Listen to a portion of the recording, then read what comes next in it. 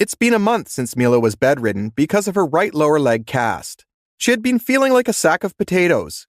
She had gained more than 18 kilograms due to no physical activity. She was an active woman, fond of adventures and engaging in many ventures. Every day she woke up at 6 a.m. and went for a run. After doing 7 to 8 miles with a smile, she would fix herself an excellent healthy breakfast to keep her swift and on her toes throughout the day. Mila was a Zumba dance instructor, and you could tell by her body and toned arms and legs that she was very much into fitness. Ever since the accident on the hike with her boyfriend, she had been in a cast that restricted her from working out and running miles. Mila wasn't into her fitness and gym only because her body looked good. She felt good about herself and liked feeling healthy and on top of the world at all times. Mila met Jeffrey in one of her Zumba dance classes. She was a beautiful woman with shiny and glowy skin and a toned and tan slim body. Jeffrey immediately complimented Mila and said, "Wow, you look great. You must have worked hard for that body, huh?" Mila was surprised at how forward he was and flattered by his compliment. With their shared interest in gym and fitness, they got super close, went running miles together, and hiked to witness the most scenic view of San Francisco. Jeffrey showed immense interest in her and soon asked her to be his girlfriend. Mila was psyched to finally have a boyfriend who was a fitness freak as much as she was. Jeffrey got obsessed with his new girlfriend because he knew this was the hottest girl he had ever been with. He treated her like a queen and always complimented her for her perfectly toned and swoon-worthy body. Mila felt a little disappointed that Jeffrey always praised her on her body. She always thought she had more to offer than just her fit body. Once she told him, "You should come up with a new compliment, Jeff. That body compliment is getting kinda stale." Jeff laughed it off and never caught the hints that Mila wanted him to see her more than just a perfectly proportionate body. Jeff and Mila had been together for 4 months. Jeff was adamant about taking the relationship to the next level, so he asked her to move in with him. Mila told him, "It's been just 4 months, Jeff. What's the hurry?" Jeff was confused and told her, "You don't want to live with me? I thought things were going great between us." Mila didn't know how to explain to him that this relationship was going too fast, so she said, "Jeff, I like you, I do, but moving in is a big step. I'm just not sure." Jeff kissed Mila and assured her, "We see each other daily. Why not be in the same house every day? I mean, how great would that be?" He insisted and said, "Come on, Mila. I'll treat you like a queen. You know that I'll wash the dishes for you, even cook for you." Mila pouted, took a deep breath and said, "So are you going to help me pack or what?" Jeff was ecstatic to hear her say yes finally. Mila and Jeff almost had the same routine. They woke up at 6 to run miles around the neighborhood every day and ate breakfast. Jeff usually hit the gym, and Mila went to her Zumba classes.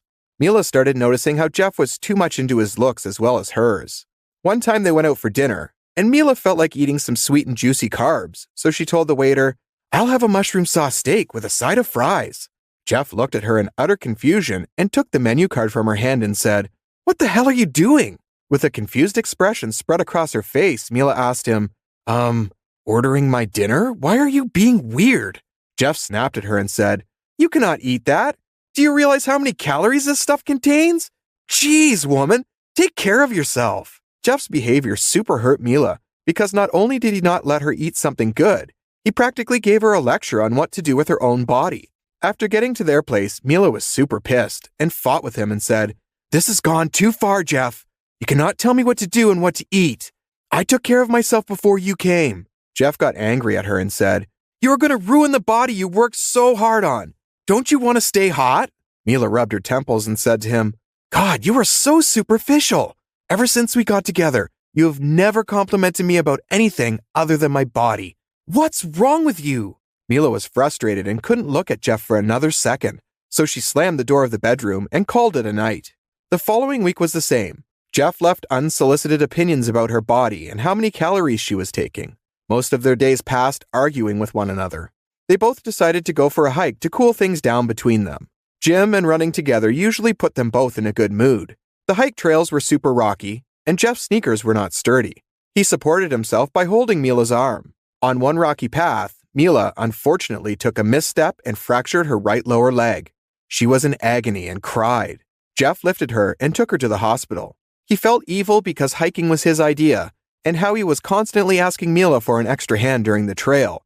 She might have stepped wrong, which resulted in her fall. Mila was in so much pain and bound to her bed for 1 month. She gained so much weight and Jeff reminded Mila how chubby she had gotten daily. He often told her, "Man, I don't recognize you anymore.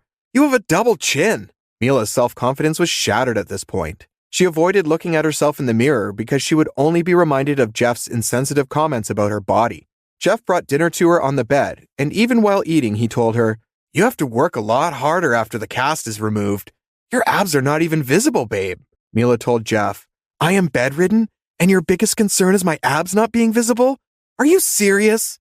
Jeff played it off and said, "Hey, don't get mad at me just because you have gotten fat and unattractive." Mila gritted her teeth and told him sharply, "All this time, you have only made me feel bad about myself. You are useless, Jeffrey." Jeff got mad and told her, "And you've gotten unattractive and cranky. You know what? I don't want to be with you anymore." Jeff gave her a very mean and disgusted look and said, "We're over," and he walked out the door. Jeff had been cheating on her with women from the gym while Mila had a fracture. He was a superficial guy and wanted to be around women who were nothing but beautiful. He body-shamed Mila because he started comparing her to other fit and good-looking women from the gym as soon as Mila gained a few pounds. Things were different this time. Julia, his new girlfriend, was as superficial as him. She always commented on Jeff's body. "Your face is so chubby. Guys should have a perfect jawline. Also, you should do something about your receding hairline." Sometimes Julia would comment on Jeff's dressing style. "Gosh, you have no sense of how to dress up." Jeff felt super insecure around her new girlfriend, and he started believing that his hair was thinning. Julia made sure to annoy Jeff with her snarky remarks whenever he had a haircut and how he turned bald. He soon realized what it's like to be on the other side and how miserable body shaming can make someone feel. On the other hand, Mila cried hysterically after her breakup. She never thought Jeffrey would ever leave her. She thought this was something special. He was the one who was madly in love with her. Now that she thought of it, she realized he was madly in love with her body and face. He never liked her beyond her looks. Mila thought that now she had become unattractive, no one would love her, and she was unworthy of someone's love. During her depressing episodes, she called Emma, her older sister, for support because she still had 3 weeks until her cast would come off. Emma stayed at her place to help her out of depression and lift her body image and self-esteem. Emma told her daily, "You are so much more than just a piece of meat. You are kind, ambitious, and a complete person with lots of dreams. Having a few more chunks of flesh here and there doesn't make you unworthy and undeserving of anything in life." At that moment, Mila thought to herself that many people before Jeff loved her for more than just her body. So after Jeff, people could still love her for her heart and great loving personality. After 3 tough weeks, Mila's cast finally came off. With 1 week of physiotherapy, she could walk and run again. She was happy that his toxic boyfriend Jeff was out of her life for good and no longer had anyone to tell her what she was worth. She worked on herself and got into a super healthy lifestyle as before. She changed her gym because she didn't want to see her jerk boyfriend's face. At her new gym, she met a super friendly and cute guy named David. He approached her and right off the start, Mila told him she wasn't looking for a relationship. David smiled and said to her, "I'm okay with being friends with you." Mila thought about it for a while. Then she realized she would not label every guy who likes to work out as a jerk because of one lousy gym rat. She said, "I can't think of a good reason to say no to your friendship." They took things slow. It started with friendship, and David often challenged Mila to lift weights with her. The most any one of them raised, they would be treated with carbs by the other person. Most days, Mila won fair and square, mocked David, and said, "Aren't you a little weak for a guy?" David loved it when she challenged him. She liked David because he was kind and saw Mila as more than just a hot girl. He liked her for being so ambitious and fierce. They had many lunches and dinners on their cheat days and had eating competitions on who could stuff more Oreos in their mouth. This was something David always won at, and he often told her, "Loser, you may know how to lift better than me, but I can stuff more Oreos than you." Mila laughed at him and patted him on the back for his remarkable accomplishment. Mila was finally happy in her life. She had finally snagged a good person. 3 or 4 months later, someone knocked on Mila's door. She opened the door to find Jeff. She was surprised to see him after how he left her high and dry all alone when she needed him the most. Jeff begged her, "May I come in?" Mila cut him off immediately and said, "No, you may not. What are you doing here?" Jeff looked down, embarrassed about what he said to her because right now, when he looked at her, she was in better shape than ever before. He felt like a fool for body shaming her when she suffered from a fracture. Jeff started apologizing to Mila and said, "I am sorry for how I've treated you. I'm a jerk. You needed me and I left you." He finally left his ego and admitted and said, "I was superficial. I liked you for your looks, but now I know how it feels to be treated like a plastic doll who has no more purpose than to be displayed." Mila felt deeply satiated that this jerk finally got what he deserved. She told him, "I accept your apology, but I am not forgiving you. I am glad someone made you feel bad about yourself. How does it feel to look in the mirror now?" Jeff was so deeply regretting leaving Mila because she was a great girl, and he lost his chance. But as for Mila, she dodged a bullet, and she was more than happy to slam the door in his face last time, which she did.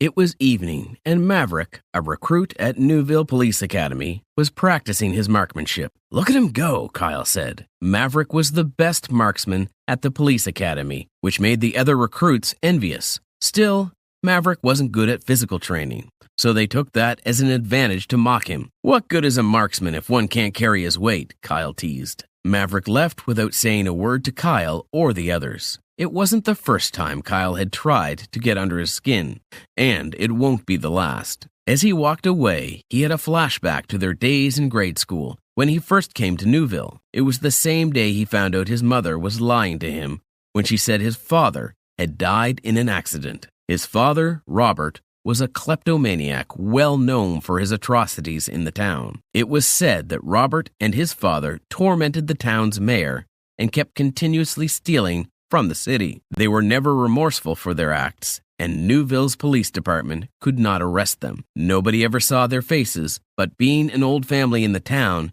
they were well known as the Harris family. "Maverick Harris?" the teacher asked again when Maverick introduced himself. "Yes, Ma," innocent Maverick answered. "That's okay. Take your seat beside Kyle." The teacher pointed to a grumpy-looking kid in the back seat. Kyle wasted no time calling Maverick names. "Do you know the name Harris is associated with stealing in this town?" Kyle said. "It's true. Nobody is called Harris in Newville except the Harris family," another kid added. Maverick didn't understand what they were talking about until he got home and asked his mother about it. Piper had to confess to her kid that his father originated from Newville and was a famous thief. "Robert isn't dead. He is serving a life sentence at the state's prison," Piper said. Back to the present, Maverick got home from the academy to find Piper arguing with an older man who wore a brown face cap and a sunshade. Maverick quickly moved in to defend his mother from the suspicious man. "Who are you and what do you want?" Maverick asked. "Maverick, this is your granddad, James Harris,"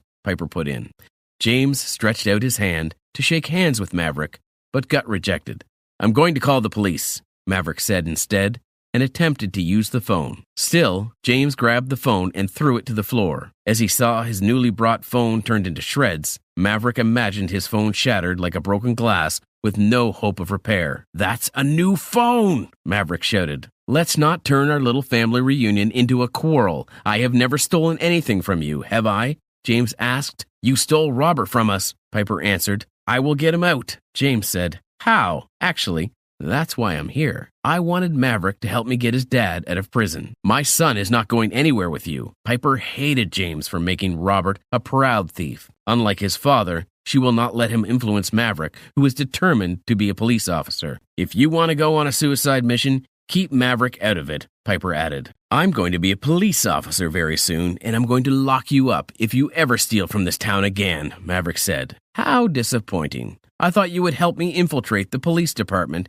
and steal some valuable documents for me," James answered. "What's in the document?" "You don't want to hear anything your grandpa has to say. He is a pathetic liar," Piper answered before James. "I see. You don't want him to know the truth," James said. "What truth?" Maverick asked. "Your father would have been very proud if we worked together to get him out of prison, but I can see that you are not ready to work with me. Your mother and this entire town have turned you against me anyway. I'm glad I could meet you both again," he said enthusiastically, leaving the house. At the police academy, Maverick and a fellow recruit were practicing self-defense, and Colton would hit Maverick's back to the floor. "You don't keep fit," Colton said to Maverick. "I do," Maverick defended. "Okay, give me 20 push-ups," Colton insisted. Maverick tried and could do up to 4 push-ups before he collapsed to the floor. "Marksmanship alone isn't going to help you in the field." I know. I just can't seem to control eating too much," Maverick answered as he helped himself up. "That's probably because you overthink." Colton said. No, I do not, Maverick argued. Kyle came in and grabbed their attention. Maverick, your granddad is on TV, Kyle shouted and ran back to the hall where other recruits and officers stood to watch the news update. Maverick and Colton joined them. The mayor was announcing that after 20 years, the great thief of Newville was back. And this time, he had stolen some documents and $10,000 cash from the mayor's safe. All police officers in Newville were appointed the task of finding the great thief, James Harris, and retrieving the stolen documents at once. According to the mayor, the future of Newville depended on those documents. How does the mayor know it was Harris? Maverick asked Coulson. Because Harris would have left no trace that he was there. Not even the safe would have been forced open. So anytime something goes missing in Newville, and we don't know how, we say it was Harris, the great thief. That doesn't sound reasonable. It is, because there hasn't been that kind of theft in 20 years.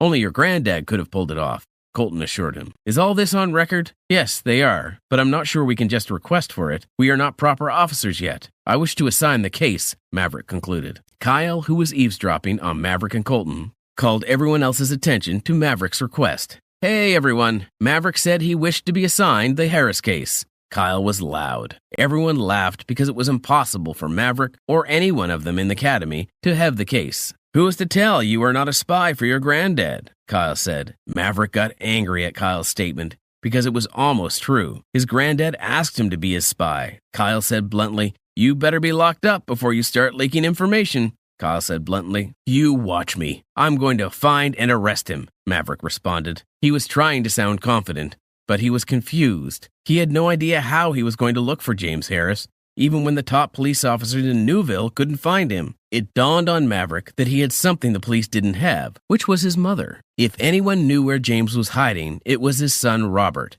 and Maverick was hoping his mother had come to learn the secret from Robert. I hope Dad revealed the Harris secret hideout to her, he told himself and rushed off. Colton was going to follow him, but he insisted he had to go alone. Piper knew the Harris secret hideout just like Maverick suspected. It was where she and Robert first met. She narrated to her son as they sat down together in the dining room. When Maverick asked about the secret hideout, she was reluctant to tell him anything. Still, Maverick convinced her that they had to end the disgrace of the Harris name for the sake of Piper's unborn grandchildren, especially if they were going to live in Newville. It was a warm day, and 15-year-old Piper went into the forest to gather some flowers. Piper loved collecting flowers. While picking the flowers, a boy who looked older than her stole her basket. Piper didn't know who it was, and she didn't care until the boy kept stealing her baskets anytime she came to the forest to gather flowers. One day she brought some rare flowers home. The flower had a strong fragrance that Piper could smell from far away. She had hoped the boy would steal them from her so she could trace his whereabouts. Piper was right. The boy came to steal her flowers, and she was able to follow him this time due to the flower's scent. When Piper finally found Robert, he used her flowers to decorate his treehouse. It made her happy. Piper sneaked in and gave Robert a shock. Robert almost ran away, thinking it was the police. I'm sorry if I scared you. I just wanted to know where you were taking all of my flowers, Piper said. I wasn't scared, Robert replied, trying to act like a strong boy. If you love flowers so much, why don't you pick them yourself? Piper asked. You always know the most beautiful flowers and where to find them, so I thought it was better to let you pick the flowers for me. You could have asked instead of stealing. I'm not used to asking, Maverick replied. Piper and Maverick began to hang out at the treehouse almost every day. They fell in love and decided they were going to get married. As they grew up, Piper wondered why Maverick continued to live in the treehouse when he could rent an apartment in town, but she never complained. It wasn't until she became pregnant that Robert told her who he indeed was. The Harris secret hideout was just under the treehouse. Robert took her there so she could deliver the baby without fear, since he was on the run. When you were born, your father decided to stop stealing and turn a new leaf. He said he just needed one last stunt, Piper continued. He sent me to New York to wait for him, but he never came to meet me. Instead, I received a letter from the state's prison in your dad's handwriting. Piper became sad. Maverick moved closer to hug her. I'm never going to leave you, he said to console her. I just wish I could meet Robert one last time. We never got to say goodbye, Piper spoke out as she rested her head on Maverick's shoulder. Maverick stole one of the stun guns at the police academy, took a fake police badge with him, and went into Newville's forest to locate James Harris's secret hideout. This shouldn't be hard, Maverick thought.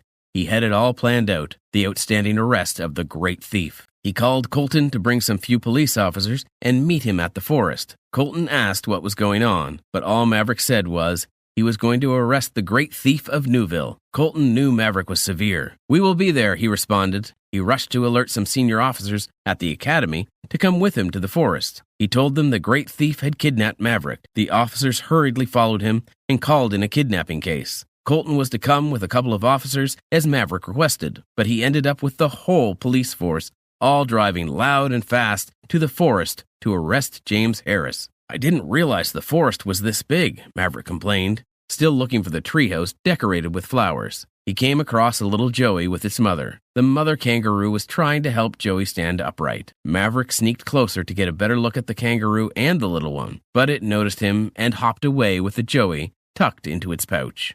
It was Maverick's first time seeing a kangaroo, so he wanted to chase after it, get a good picture, but the sight of the beautiful treehouse at his front stopped him. Looking at the beautiful treehouse right before him, Maverick imagined Robert and Piper playing hide-and-seek around the treehouse. He thought the flowers would have dried out, but they had grown strong and beautiful, blooming and sprouting seeds all over the treehouse. Maverick also imagined James Harris hiding underground, close to the treehouse. He did the leg count as his mother told him to and arrived at the entrance to the hideout. It was an underground bunker. It took Maverick some time to open it up, but he soon let himself inside, then walked silently so James Harris wouldn't know he was coming. He brought out the stun gun and walked down the bunker. "Newville Police, put your hands behind your head," Maverick shouted as he saw a figure in front of him. He wasn't sure if it was James Harris until he got closer. "I said, put your hands behind your head. Don't let me ask you again," Maverick said. "I can't believe your mother told you about this place," James said as he turned around. "She didn't tell me anything. I found this place myself," Maverick said, still holding the stun gun. "If that were true, you would have been dead by now. You sound so sure." "Of course. I created the booby traps myself. Only Robert and I knew the path that has no traps. He was always going in and out of this place to his treehouse, the same place he met your mother." "I don't want to hear anything you have to say. I'm taking you in. You can talk to a lawyer when you get to the station," Maverick said as he walked closer to James with the stun gun. "Don't you want to know why your father got arrested?" "I know he was a thief, but what was he stealing?" James asked. The question got to Maverick because since he was a little boy, he wanted to know why his father stole. "Okay, sit down quietly and start talking," Maverick commanded. What James revealed to Maverick made him change his mind about arresting the older man. In the past, James Harris was the son of the wealthiest man in Newville. His father, Benjamin Harris, was also the mayor who the people of Newville betrayed. All his father's private wealth was converted into public wealth, shared by only a few people in the town. Maverick had heard James's story in history class, but it was the other way around, according to the school teacher. Benjamin Harris was the mayor who stole all of Newville's reserved wealth for himself, but was impeached by Samuel Michigan and other few elites in the town. "Samuel Michigan is the thief. He was jealous of my father's fame and fortune, so he employed an assassin to work as a maid for my father," James said. "When my father was suspicious of him, he asked the assassin to burn down our house and bring my father's documents to him," James continued. "He had all the information he needed to gain access to the Harris wealth, but he didn't have the name. So he corrupted the Harris name and made himself mayor of Newville. As mayor, he got easy access he needed to my father's wealth and to restrain me from ever getting close to it." "How can you prove this?" Maverick asked. James handed over some documents to him. "What is this?" Maverick asked. "Those are the documents I stole from the mayor, the same one he said determines the future of Newville." Maverick dropped the stun gun and took the documents from James. This document stated the name of several companies owned by Benjamin Harris in the United States of America and transferred to Samuel Michigan. Maverick read out. "That document is a lie," James replied and handed over a handwritten letter to Maverick. The letter was on old, worn-out paper. "That's my father's letter to me. It clearly states that I'm his next of kin," James continued. "Look at the date. It was long due before my father died, but the date on those documents was after he died, which means he didn't authorize it." As Maverick got distracted with the documents, James could get close to him and pick up the stun gun. Maverick quickly raised his hand in shock. "You should never take your eyes off the gun," James said. Maverick didn't make a move. He kept studying the documents. "You wouldn't shoot your grandson," he responded. James heard police sirens from outside. "You brought the police here?" "Yes, I did.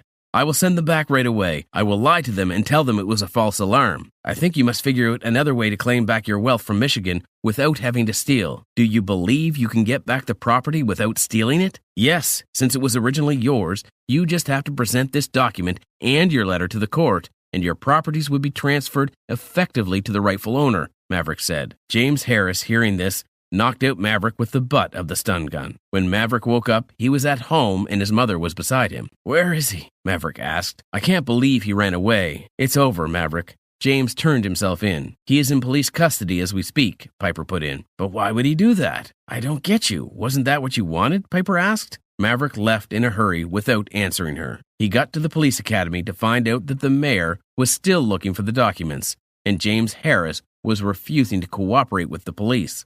So they wanted Maverick to speak with him. Maverick was taken to the police investigation room to meet with James and convince him to give up the documents. "What kind of thief steals documents?" Maverick asked James. "The mayor doesn't seem to care about the $10,000 you also stole from the safe. What is the mayor hiding?" Maverick kept asking. "Why don't you ask him yourself?" James answered Maverick as he sneaked a key into Maverick's palm. "You will find the documents on the iron stool," James said. Before Maverick could respond, he pretended to attack him. The police rushed in and took Maverick away. "Maybe we will try this another time," one of the officers said to Maverick. Maverick went back to the forest. The underground bunker had not been ransacked like he expected, meaning the police never got inside. James must have called Piper to come to pick him up while he showed himself to the police. He didn't want them in the bunker. He must be hiding something else in here, Maverick thought, as he took a good look at the bunker and realized it looked much like a home. There were some old pictures, a couch, a fireplace, an old Christmas tree, and the iron stool James talked about.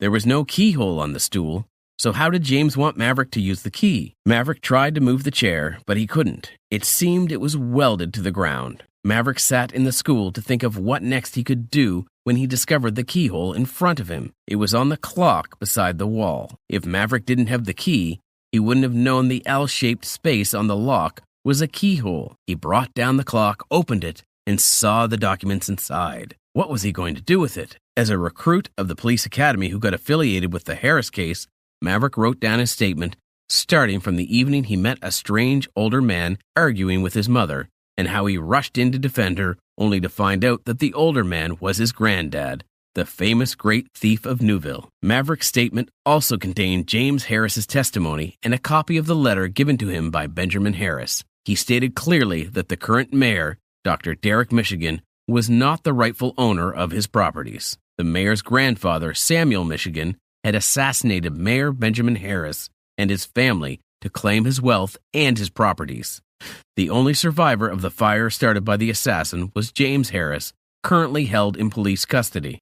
James Harris and his son Robert Harris were initially stealing money that belonged to them. The chief of police read Maverick's statement carefully before taking action. He called Maverick to explain further. According to the head, he is aware of the case Maverick is referring to, but it was Mayor Harris who was the thief, not Michigan. Maverick handed over the documents which stated that Benjamin Harris transferred his properties to Samuel Michigan. Although this document is fake, why would Michigan go through the stress of obtaining it if those properties don't originally belong to Harris? Maverick asked. The chief of police thought for a while. "I will keep looking into this," the manager replied. Maverick was glad the chief wasn't going to side with the mayor. He was an actual policeman. "You have just cleared your family name," the police chief told Maverick. It took months for the court to transfer the Harris family properties back to them. James and Robert Harris were released on bail. Maverick got to meet his father for the first time, and Robert got to see Piper again. It was a long overdue family reunion, and they were all happy at the end.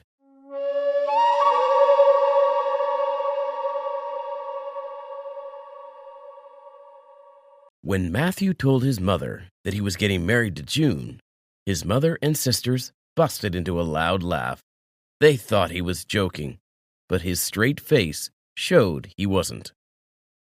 "Why won't you leave this wretched girl alone? What do you see in her?" his mother asked in a bid to mock him. Matthew was sure his mother and sisters would kick against the idea, but he had already decided. "You won't change your mind, will you?" his mother asked, but he said nothing. His mother watched him as he wiped his mouth clean and excused himself from the table where they ate together. He dragged June with him, She had been sitting there the whole time, but Matthew's mother did not mind if she hurt her feelings with her words. When they were both out of sight, Matthew's mother, Marilyn, and his two younger sisters burst out into another laugh. They mocked June and Matthew for thinking they could both get married, even with the vast difference in their social background. Before Matthew announced his intent to marry her, his mother never approved of their relationship. She used to tell Matthew to get someone better that deserved him and not some peasant who was only after his money. Being from a vibrant and reputable background, Matthew was the only son of his father, Mr. King, and out of love and happiness for his son's humility, his father willed everything to his name. He left nothing for his mother and daughters apart from their house because he was sure they would squander all of his money on shopping and unimportant things, breaking them in a couple of years. On the other side, June was her shoemaker father's first and only child, Mr. Richard. Her mother died when she was still a baby because her father could afford to pay for the proper treatment after June's birth. Since then, they had been struggling to survive together. Mr. Richard did not have the opportunity to go to school, which is why he worked so hard to ensure June completed her education. He believed that educated people had an advantage in the world over uneducated ones. It was June's dream to go to school too. She stopped at high school to save up for her fees. She worked in a small coffee shop in London and worked 13 hours daily to meet her financial target. June was a light-skinned girl with honey eyes, blonde hair tumbling over her shoulders, and a beautiful smile that could melt any heart. She was very hard-working, which was visible from how she worked in the coffee job. She knew her father's small, irregular money would not be enough to send her to school. And because of her cheerful and charming personality, she got lots of tips and encouraging remarks from the customers who stopped by the shop from time to time. The first time she met Matthew, he had come to the shop in the company of his friends. She went to them to take their orders when they were settled in, and their eyes met. For the first time, she became uncomfortable taking a customer's order. Her lower tummy churned at the sight of him, and everyone at the table could tell she was nervous. Matthew noticed her uneasiness, but he could not tell why. He loved her at first sight, but he tried not to show it. That day, she bumped into another customer and spilled hot coffee on her shirt. She apologized quickly, but the customer was already upset. She said many mean things to her and left. The rest of the day, June refused to come out. Her nice boss, Mr. Rowlings, tried to get her out of her bad mood, but nothing worked until he told her she could take the day off and still get her regular pay. And that was how she left. Maybe if she did not leave work early, she would not have met Matthew again. She met him outside taking a call, and he followed her when she saw her going in the opposite direction. He kept calling for her attention, but she ignored him and hastened her steps. She was already embarrassed by what happened and did not want to look him in the eye. She was just about to cross to the other side of the road when she felt a firm grip on her right arm. It was Matthew. She looked up at his face, and the nervousness returned. From then on, they would meet up with each other regularly till they became lovers. As of the time they met, Matthew had just returned from Canada, where he finished a master's degree in business, but she was yet to start her tertiary institution. The first time Matthew invited her to meet his mother and sisters, she could barely sleep the night before. She understood they were from different worlds, and her father often told her, "The rich will always marry the rich, and the poor will always marry the poor." Not that he discouraged her from being with Matthew, he only wanted her to be realistic about her relationship with him. When the day came, she wore the red gown Matthew had gifted her and a pair of black shoes to match. The dinner was set for 7 p.m., but she was already with Matthew by 6 p.m. Everyone could tell she was nervous from the look on her face. Even Matthew occasionally whispered to her, and she would breathe out almost after. Right from the first day, she knew Marilyn and Matthew's sisters would never love her. They teased and mocked her in Matthew's presence till she could no longer take it. Marilyn even asked if she stole the dress she wore because there is no way a lowlife like her could afford it. That night, when she went home to her shabby old house, she cried herself to sleep. Now there she was, after 2 years of deliberating if she was ready to marry Matthew and his whole family. She loved Matthew greatly and was not prepared to leave him. He treated her nicely and provided for all her needs. Most importantly, he promised to help sponsor her education at any school of her choice. After giving it much thought, she agreed to marry him and move into their family house. Because of Matthew's nature of business, he was barely at home, and he believed his mother and sister's attitudes would change towards June after marriage. But he was wrong.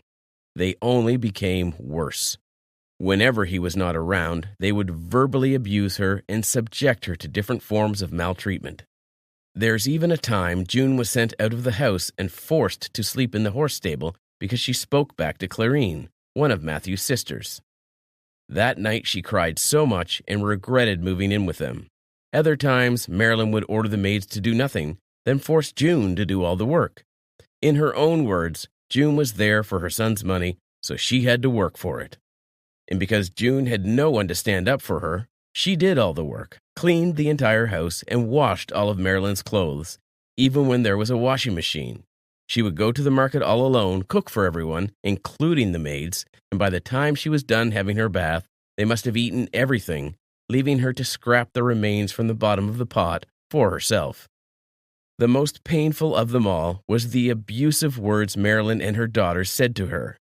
They should say she would never amount to anything. She was slum material, and she belonged in the slums, and she would never carry Matthew's child because they did not want her bad blood running in her grandchildren.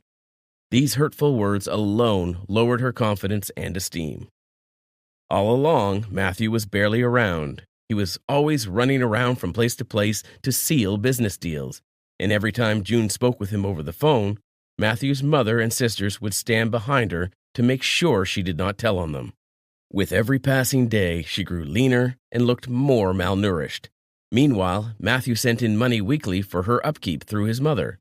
Marilyn continued to get all the money, but she never gave any to June. She told her son June was pregnant, and she needed more money to take care of her and the baby in her tummy. As it would turn out, June was pregnant, but nobody knew, not even June herself. Marilyn claimed June was pregnant to get more money for shopping. She no longer made money from any of her businesses because of her excessive spending and lifestyle, and she did not want anyone to know she was bankrupt. She did not want to go below her usual standard of living, and she did not want to admit it to her son either. She lied about June being taken care of and how he would be so happy to see her when he returned. This encouraged Matthew to send in more money. The thing about Matthew was that he loved to surprise people.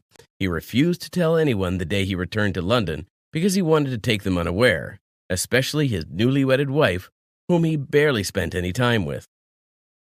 June was serving her mother-in-law and sisters-in-law when Matthew walked in like an unexpected visitor. When she saw him, she called his name in excitement, but fainted immediately. While Matthew and his family rushed her to the nearby hospital, Marilyn and his sisters came up with 1,000 reasons why she could have fainted, and that was when he suspected something was wrong. But he chose to say nothing until he heard it from the horse's mouth. A couple of hours later, June regained consciousness, and her doctor's report came in too. She was 2 months pregnant, but unfortunately lost it due to excessive stress and poor feeding. Stress and poor feeding? Matthew raised his voice at the doctor, but the doctor walked away. After the doctor left, he looked closely at June, lying quietly in tears. She looked leaner, tired, unkempt, and pale. She looked better in her father's house than when she moved in with his family. He turned on his mothers and sisters, who all wore uninterested looks. From their facial expression, he could gather that they did not care about her, and his mother had been lying about taking care of her. She lied about the money and every other thing. He was also mad at June for not telling him the truth, but after she explained everything, he understood why she couldn't. Matthew decided to move her out of his mother's house at that moment. They relocated to London, where most of his companies were situated. He also hired 2 maids to care for the home while she rested. Later that year, she took in again, and after 9 months, they gave birth to a girl. He also stopped sending money to his mother and sisters. Concerning June's education, she had always wanted to read botany because of her love for nature. 4 years after, she earned a degree and continued with her master's degree, after which she got a job in one of the highest-paying pharmaceutical companies, and the last time she saw Matthew's family was at the hospital. Matthew promised she would never see them again. The last time she heard about them, Marilyn had sold their house and squandered all of the money, and how she moved into a one-bedroom apartment where she worked as a cleaner in a hospital. Matthew's sisters tried to beg him a couple of times, stalked him on social media, and even hired a lawyer to sue him for abandoning his family. Instead, Matthew reported them for stalking him, and they were forced to sign an agreement stating that they would never come near him, his family, or his property. This way, he could lead a happy life with his family and daughter. Their daughter, Star, grew up to take after her mother's looks and her father's intelligence, and none of her parents mentioned her wicked grandmother and aunties. Her life was better off without them in it.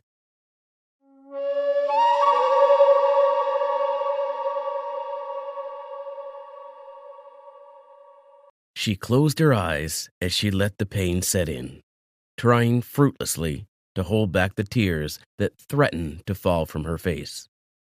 She has to concentrate on not crying out loud as she remembers her late mother's words. Think of all the bright places, and you won't need to cry. She tried to think of ice cream, but was distracted by another heavy laugh from her cousin Ella, bringing her back to reality. This time, she lets the tears fall heavy. Her auntie's last sentence is something she never wants to hear again. She watched as Ella ran inside with glee, coming back with a bucket of cold water, always joyful to see her suffer.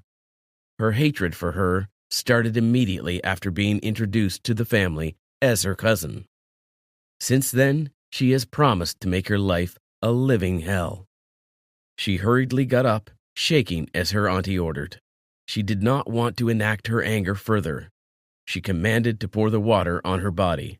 Ella smiled as she gladly obeyed her mother.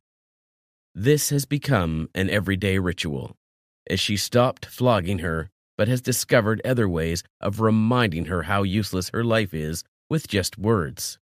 She laid on the cold, bare floor for 30 minutes before she dragged her ragged self to the girls' room on the command of her auntie, crouched at her favorite position behind the door where she consoled herself. Ella came in and ignored her as she went to dress for school. With her head sunk between her knees, she hastily looks up at the sound of Ella telling her mum how beautiful and well-equipped her new school was. "And who do you expect to pack those clothes? You had better get up now before I descend on you again." She hurriedly brushed past her and began folding the clothes she washed yesterday. "You should be ashamed of yourself. Do you see your mate going to elementary school at this age?" She hissed and went inside. The tears on her face had dried up as she finished folding the clothes on the table. "My name is Jade Adams, the only daughter of Luke and Linda Adams. I am an orphan living with my auntie and cousin." These words are the first thing she learned how to spell and pronounce. She opened her wardrobe, and the fleet of mosquitoes seemed to be her enemy at that point. She vented her anger toward them by killing as much as possible and forgetting her sorrow. When the rest had managed to escape, she looked down at the rags she called clothes, all jumbled up and messy. She looked at Ella's side of the bed, tidy as always. Her auntie had rather beat her every day for her tardiness than teach her how to fold them. Having no idea what to wear, she poured all her clothes onto the floor, looking for something nice that could at least cover all the marks on her body. She went on with her morning duties of washing, scrubbing, and mopping the floor. "It is not my fault that I am too old for elementary school," she thought within herself after losing her parents at an early age. Life became a nightmare as she moved from one orphanage home to another. She sighed and sat down, leaning on the bed only Ella slept on. "I once used to sleep on a bed like this before my parents died," she said. "I wish they didn't travel, leaving me alone. Maybe if I had gone with them that fateful day, the death that took them away would have taken her too. Is it not better to die with them than to be alive and subjected to this mockery?" Her father, Mr. Luke Adams, was one of the best painters in a small village in North Idaho. He was a good man who devoted his time to his work and family, trying everything possible to provide for his lovely young wife and their only child. She can still remember how her mother met her father, as they have told this story repeatedly. They attended the same community church and volunteered to help the needy in their community. When her father introduced her mother to his parents, it was unsurprising to both families as they had patiently waited for them to do so. The marriage was a small gathering where they invited close relatives of both families to rejoice with them. Life for the two lovebirds was a bed of roses as things were moving on fine. When Jade was born, her father promised to send her to the best school, as he was not privileged to live out his dreams, maybe through why, he said, I can finally accomplish that. He then told her of his dream to become a neurosurgeon. She immediately promised him that she would help bring that dream to reality, since her dreams are also to become a neurosurgeon. The death of her parents later scattered those dreams. The driver was here. Her auntie screamed at Ella, "Finish your food in the next 5 minutes, or you are going to school with an empty stomach." As she began dishing food into her plate, she has been starving for the past 2 days because she mistakenly burnt her auntie's gown. She looked up to her auntie, expecting to see sympathy in her eyes. Maybe she would pity her and give her some food to sedate her rumbling stomach. She frowned as 2 slices of bread fell onto her plate. "You should be lucky I gave you something to eat, as I don't want you to die on us, because if you do, who will be cleaning and doing the house chores?" Before the death of her parents on her 5th birthday, she had wished for a long life, a beautiful house with 2 brothers and sisters. Maybe the wish fairies are sleeping, as she can't remember her wishes being granted. She went to the bedside shelf in the room. It contains most of her stuff, so she practically calls it her own. Ella hardly sleeps in the room with her. She prefers sleeping with her mom, but mostly comes to the room to dress up, or occasionally, when they are friends for a few seconds, chats with her. She pulled out the case containing her undies and brought out an old family album containing the pictures of her mom, her dad, and the life she once knew. She glanced through the photos, especially the one taken on her 5th birthday. With tears in her eyes, she promised to make them proud. As lonely as she was, she has this soothing feeling whenever she glances through the album, as she reminisces on the life she once had and thinks of the one she wishes to have. "Jade," her auntie called. As she hurriedly went to answer her, "You decided to keep me waiting." She shook her head vigorously. "No, Ma." She pointed to the chair beside her. "Wash these clothes and iron them very well. If you like, burn them. Ella and I are traveling tomorrow for an important occasion in New York. I need them thoroughly ironed." She hurriedly washed the clothes and spread them to dry. The following day, after her auntie and Ella left, she went over to Williams, as she could not wait to share the great news with him. Williams is an orphan like her, but unlike her, he is privileged because the family that adopted him is childless, so he is well taken care of. Williams has been her secret tutor since he found out that she has a passion for school and is always impressed by how an intelligent girl like her has been denied the privilege of going to school. She told him the news of her auntie traveling to New York with her daughter. Months ago, Williams helped her register for a scholarship program organized by his school for the less privileged children who can't afford primary education. The scholarship scheme covers from elementary education to the university stage. With the help of his mother, a high school teacher, William could narrow out the type of questions they would be asked during the exam, helping her master each question. She has been giving her very best, knowing fully well her future and the chance of her leaving the hellhole that faith has brought her solely depends on whether she succeeds. She became more focused and utilized every opportunity she got to practice and solve every quiz Williams gave her. Her auntie traveling for a few days gave her an edge over the situation as she fully dedicated time to study. On many occasions, Williams has asked her about the relationship between her and her auntie. She has not been able to give him any detailed information as to how she was related to her, because whenever she asked her auntie if it was her father or mother, she was told to It always ends with silence, as her auntie has to refuse to explain to her who she was related to. All she could remember was being one day in the office of the miss, the lady in charge of the third orphanage she was staying after the death of her parents. When she got to the office, she met her auntie, who claimed to be related to her, with a picture of her parents and her smiling happily. She hurriedly followed her, thinking that her life would change. She saw her parents smiling happily with her, but she never knew that she would be treated as though she was still in the orphanage. Jade kept counting every hour of the day until the competition day. Having prepared herself well, she prayed to God and reminded her guardian angel to help her succeed, as her future depended on her passing this scholarship exam.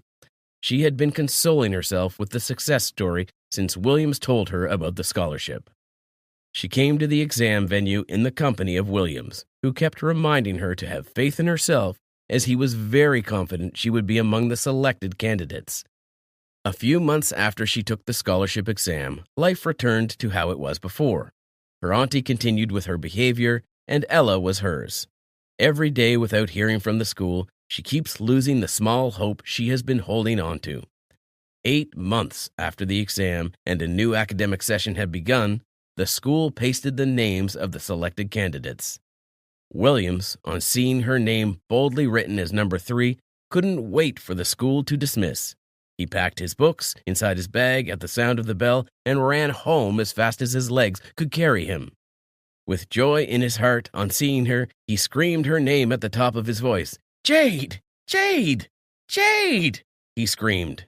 She ran over to him, asking why he was running like something was after his life, getting closer to him.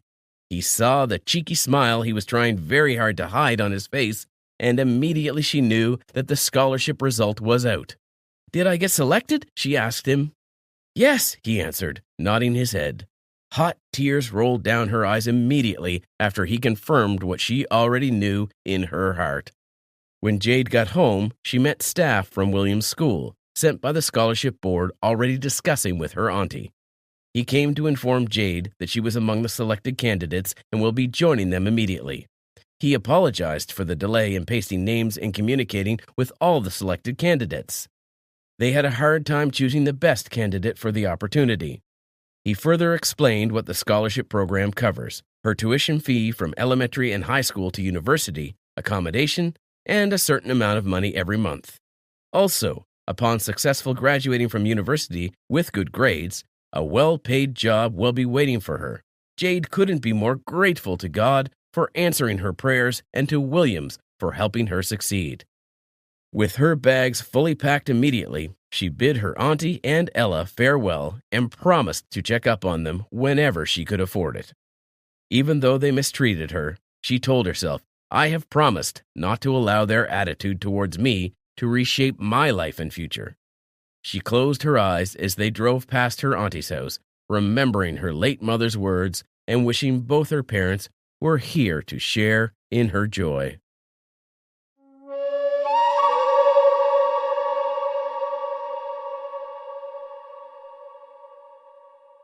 Sarah was mopping the floor when her father rushed into the house. He must have forgotten the keys to his car. He frowned at Sarah as if she was the one who caused him to delay and yelled at her, "Where are my car keys?" Sarah was not prepared for the mood of the swing her father had yet, as her mother had just scolded her for not ironing her dress. She took a moment to gather herself and moved into her father's room to fetch the keys.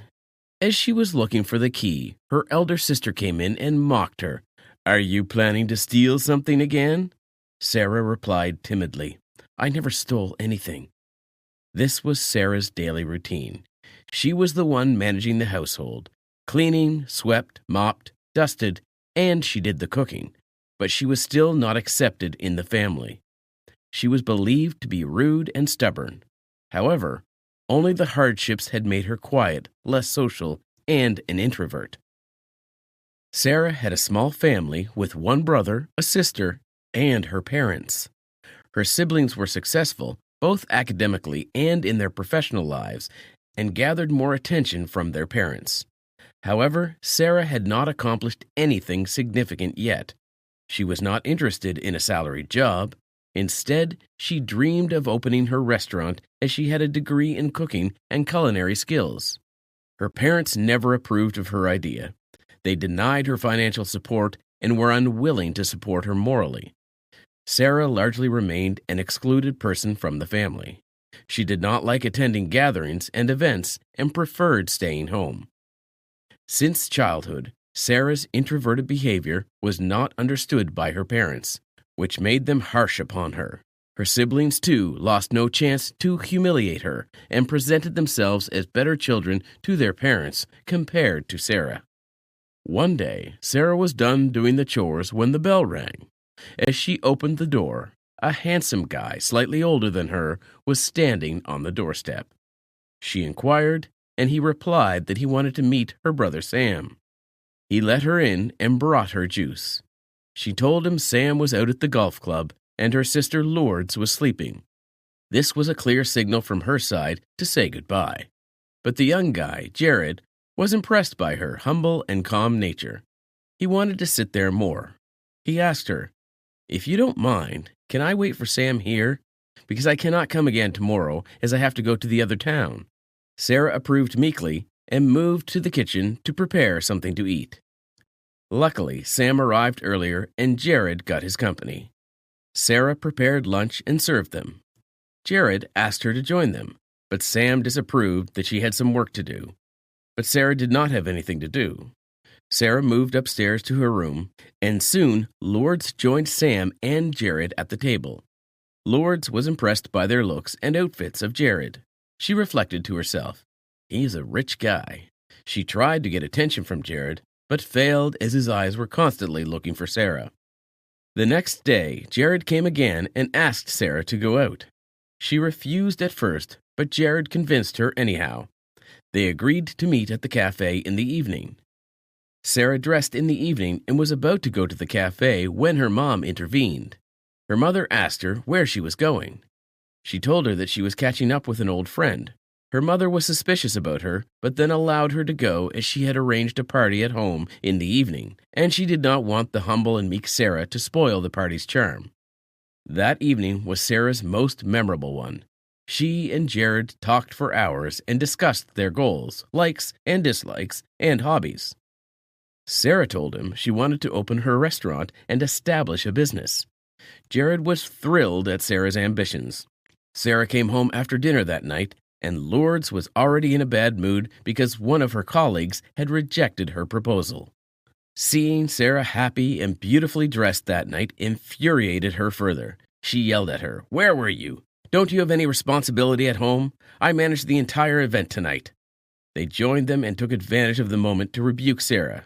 She was with her friends, wasting her father's hard-earned money. Lourdes laughed with satire and said, "Oh, come on, Mom. You know some people are a burden on others, and they just cannot afford to live on their own." Sarah said nothing and ran towards her room. She was sad and broken, but a new hope in the form of Jade's feelings for her was in her heart. That night, Sarah pledged to herself to start her business at any cost. She spent her entire night planning and organizing her ideas to start her business. She knew no one would help or assist her, but she was ready to take the leap of faith and do something in her life. The following day, she collected her savings and went to the nearest store to buy groceries for baking. She started a home bakery and delivered cakes and other baked products to the community. Initially, she could save only some money that she used to invest back into buying more resources. Her parents consistently disapproved of her activities, but Jade's support was there for her. She was determined to make her idea work. Gradually, her profits began to rise, but the support from her family was still absent. Not only this, but also Jade had lessened his help as well. He used to give less attention to Sarah, which Sarah believed was just an issue of time management. She never doubted her loyalty to Jade, but she was wrong. Her sister had already sown seeds of distrust between them and had won Jade's heart. A year passed, and one day when she returned from delivering her cakes to a nearby school for their result day, she saw beyond her expectation. She saw Jade and Lourdes in an intimate mood. When they saw her coming, Jade smiled deviously and said, "How could you believe that I would choose you over this pretty face?" That was the final nail in the coffin. But Sarah tried to maintain her composure. She said nothing and moved to the kitchen when Lourdes triumphantly shouted to her, "We are getting married next week, but I won't expect an idiotic sister to be invited to my wedding." Once again, Sarah felt broken. But the pain was more intense this time. She lost the only support that she ever got in her life. She was overtaken by grief, and she willingly opted not to go to Lourdes' wedding. But the worst came when Lourdes and Jared got married, and Jared began living with them. Sarah's parents were unaware of Sarah's feelings for Jared and continued their old ways of neglect. However, this pain gave more power to Sarah. Seeing Jared with Lourdes was not easy for her, and Lourdes used all her chances to prove to Sarah that she was worthless and that no one would ever accept her. Sarah struggled to keep her attention on her work, spending more time baking than on chores. She slowly let go of the burden of managing everyone else's tasks and saved her time for her business. A new ray of hope came when, right after 6 months of Lourdes' marriage, Sarah got a big order from a nearby restaurant. She worked exhaustingly for 36 hours to deliver the order, which went well. She brought not only the agreed payment, but also an extra tip that was more than the order payment itself. That day, Sarah rented a small apartment near her home to make that her kitchen. With 2 years of hard work, Sarah's brand grew and was in excellent financial position. Her journey was not smooth because Lourdes continued to terrorize her. She even tried to misinform Sarah's clients. Sarah remained quiet during all these times. She was persistent in achieving success and showing her worth to her parents. After 2 years, Sarah owned her apartment and a mini car. She moved to her new apartment and opened up 2 branches of her bakery.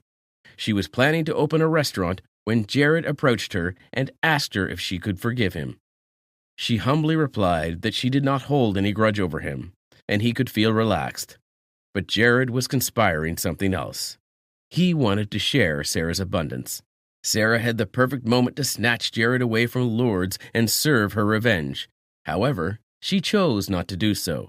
She dismissed his offer. That night, Jared came home drunk and told Lourdes that it was over between them. He divorced her and moved back to his town. Sarah's brother also had a hard time at work because he failed to deliver many projects perfectly in that quarter. The following week, Lourdes and Sam were jobless and desperate while Sarah's success was roaring in the town. When Sarah learned about her home situation, she rushed toward her family and everyone was embarrassed. They felt that Sarah was there to humiliate them and take her revenge. They did not say anything and stood in shock on seeing Sarah back. Her parents were sad, but her siblings were ashamed. She had the opportunity to tell how they hurt her and made her feel worthless, but the love for her family overwhelmed her, and she embraced her mother and cried. Her mother shared her tears and said, "We are sorry, but we have been served what we deserved." Sarah spoke in a composed manner. "I won't let you fail because I love you all." 3 siblings got to know each other honestly for the first time. They sat till late at night, and Sarah was briefed about every misfortune that had befallen them since she moved to her apartment. It was hard for Sarah to forgive Lourdes and Sam for letting her down throughout her life, but she overcame her pain and promised them that she would help them. Sarah offered her siblings to work at her restaurant until they found jobs, and she took her parents to her apartment. Here began the new era of Sarah's success. Her parents checked the success of her bakeries and her newly established restaurant and were proud of her. They started giving her new ideas and continued to expand her business. All she had ever desired in her life was to get attention, love, and care from her parents, which she earned after years of struggle. She was happy that she eventually found peace at home, which is why she never discussed any pain that was received at the hands of her family. In the meantime, Lourdes and Sam requested her to accommodate them permanently in her business, which she accepted wholeheartedly. The youngest introverted child was considered the troublemaker, and the idiotic family member saved the entire family from bankruptcy. Sarah soon married one of her class fellows and moved on to her life happily, whereas Lourdes and Sam were still struggling with getting a happy personal and professional life.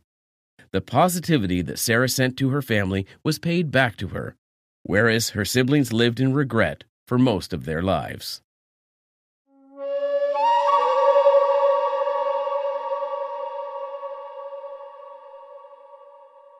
When his mother was pregnant, she had no idea she would soon be giving birth to a child who would be so different from others. Jackson was born on a cold winter night. At first, he looked like any other baby. However, as years passed, his parents started noticing his strange behavior. Jackson was a child who preferred to be left alone most of the time. Soon, the angry outbursts began. Jackson's father mainly worked from morning until evening, so he spent time with his mom. She tried very hard to understand her son and to engage him in conversations.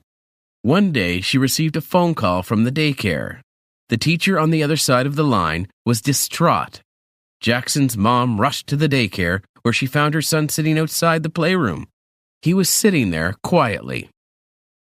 When Jackson's father came home that day, he found his wife sitting in the living room, crying. He had no idea what was going on. When he entered the living room, he also noticed 2 suitcases. She looked at him and told him she could not take it anymore. Earlier that day, Jackson fought with another boy over a blue crayon. He pushed the boy, who fell and hit his head hard. The boy had to be taken to the hospital. She told her husband that she tried to talk to their son about the event, but when they got home, he went into his room and refused to speak to her. She got sad and started crying, expecting her son to come over to her and try to comfort her. Instead, he just sat on his bed with a scary stare. "There is something very wrong with our son. Maybe you do not realize that, but I do. He does not talk, he has no friends, has no feelings, and gets easily violent. And I am done. I wish the situation were different, but I cannot take it anymore. Take care of yourself and take care of the boy. Goodbye." He could not believe what had just happened. Did his wife leave him? Did she leave their son? There was nothing wrong with him. He was just different. However, Jackson's dad soon realized that his son needed help. With his mom being gone, Jackson became even more distant. Therefore, his father decided to take him to the doctor. Even at the doctor's office, Jackson refused to cooperate. He did not talk to the doctor, and he did not follow any directions. The doctor was troubled. He had suspicions, but he had to order blood work to confirm the diagnosis. After 2 weeks of waiting, Jackson's father received a phone call from the doctor's office. He was asked to come there tomorrow. "We are very sorry, sir, but your son has Asperger's syndrome," the doctor said quietly. Jackson's father was lost. He had no idea what that meant. The doctor saw the confusion on this man's face, so he told him a bit about the illness. When Jackson's father heard everything the doctor said, he realized that his boy had most of the symptoms of this illness. However, he never thought that his son was seriously wrong. In his eyes, he was just a special little boy. Years went by, and Jackson grew up. He successfully finished school and was now working as an accountant at the IRS. After they received the diagnosis, his father was even more determined to be there for his son. After all, his boy had already lost a mother.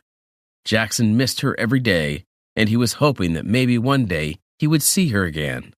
He hoped that if that day came, she would be very proud of him and everything he had achieved in his life.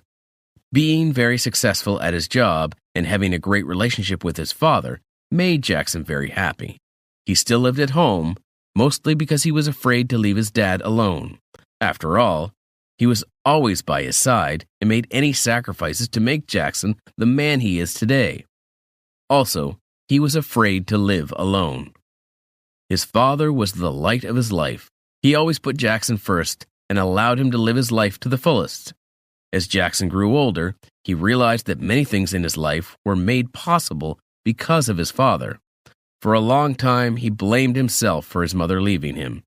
He knew that he was different and that raising him was quite a challenge. However, he concluded that anything would be possible if his mother loved him enough.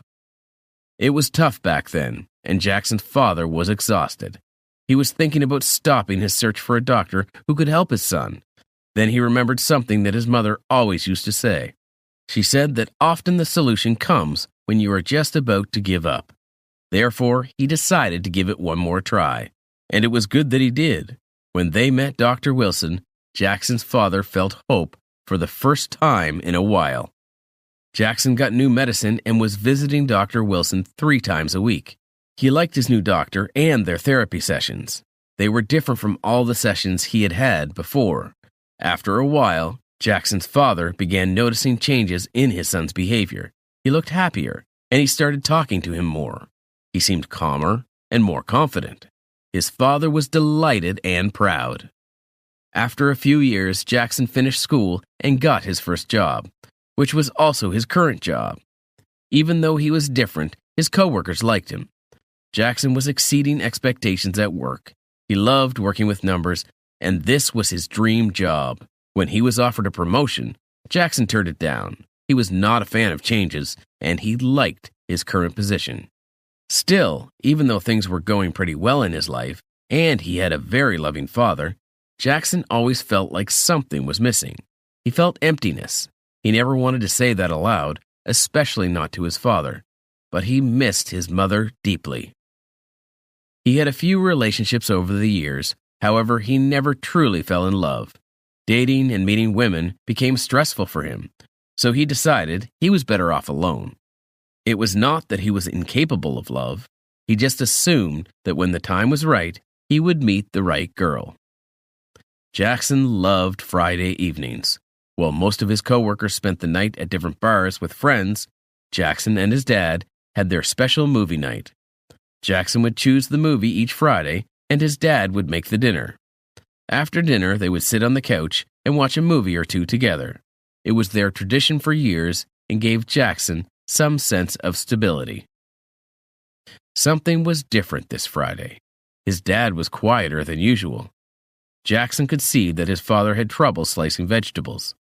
He came closer to his dad and touched his hand. His dad looked at him and smiled. His son came a long way, and he was grateful for that.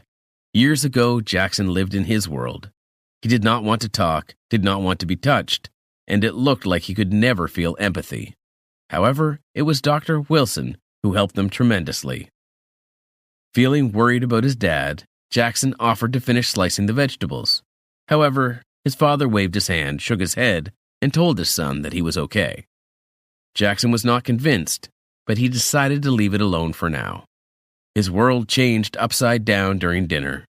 They had a lovely meal, talked, and had a good time. Suddenly, his father started slurring words, and he collapsed. Jackson was in shock. When they got to the hospital, his father's heart stopped twice. The doctors rushed him into the operating room, and Jackson was alone. After a while, a nurse approached him and showed him to the waiting room. The minutes dragged on like hours, and Jackson could feel his whole body shaking. "We are very sorry for your loss," said the doctor when he finally came out of the operating room. Jackson found out that his father had suffered a heart attack, and the doctors did everything they could, but they could not save his father's life. After losing his mom years ago, he now lost his father too. Jackson was all alone now. It was raining on the day of the funeral. Jackson kept thinking it looked like the sky was also crying for his father. The house was quiet and empty. Jackson kept trying to tie his tie, but he could not do it. His dad always tied for him. Angrily, Jackson threw the link on the bed and left the room. Everything his father did was for him, for his son, his only son. Now he is gone, and Jackson feels lost. The service was beautiful. Many people came to pay their respects, and Jackson did not feel so alone for the first time since his father died. People came up to him when the service was over and expressed their condolences. Most of them knew that Jackson did not like to be touched, so they did not even try to shake his hand. Soon Jackson was the only one left by the grave. He was silent for a while when he realized that there was someone else there. He thought he was dreaming when he turned around and saw a familiar face. Jackson pinched himself twice before realizing it was his mother standing there. His legs suddenly felt heavy, and he could not take a step even though he wanted to. Jackson was standing there in disbelief. His mom was here after all this time. She slowly started to approach him. "Hello, Jackson. Do you remember me?" she asked. Of course he remembers. How could he forget that face? For the first few years of his life, this was the face he saw the most. "What are you doing here, after all this time?" Jackson asked. His mom told him what happened the night she left. She told him what happened at daycare that day. However, she knew that there was no excuse for leaving her son. Jackson told her he already knew everything she told him because his dad never kept anything from him. His mom told him that she had heard about his father's passing, so she wanted to come and pay her respects. She was hoping to see Jackson because she wanted to apologize. She was longing for her son's forgiveness. Jackson thought about this moment for a very long time. He often dreamed and imagined what his reunion with his mother would look like. It took some time, but eventually he stopped blaming himself for her leaving. "I forgave you a long time ago, Mom. I carried the guilt and blame with me for too long. Dad taught me many things, but the most important lesson he taught me was forgiving people for their mistakes. I'm just sad that it took you so long to reach out," Jackson said with tears in his eyes. His mom could not believe her eyes when she saw her son crying. The last time she saw him, he showed no signs of empathy, and there he was now, crying. Her heart was remorseful when she asked her son if she could hug him. "Of course you can. You are my mother after all," Jackson replied, bursting into even more tears as he felt his mother in his arms again. He did not have to imagine their reunion and dream about her anymore. His mother was finally here.